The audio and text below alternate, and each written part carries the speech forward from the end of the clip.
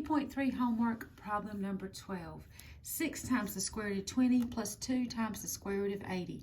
Because there are no variables, we can type that straight in the calculator. So we have 6 square root of 20.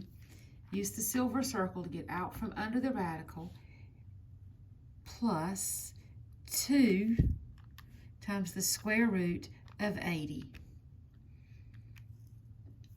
And 20 times the square root of 5 is my answer.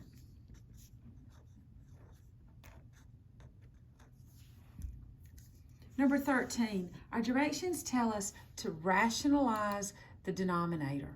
Rationalize the denominator means to get the radical out of the denominator. It's okay to have a radical in a problem or a radical in an answer, but the answer is not considered simplified if the radical is in the denominator. So we have to take care of that. And we're going to let the calculator handle that. So the first thing I'm going to do is go to my fraction, which is above the 7, and I'm going to type in the 1.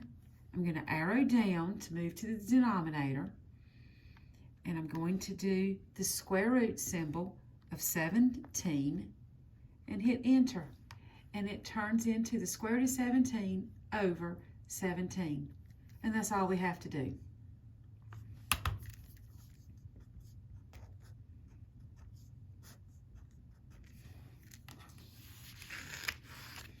Now, new symbol here. This is not a square root anymore. We have a little 3 in that spot. This is called a cube root.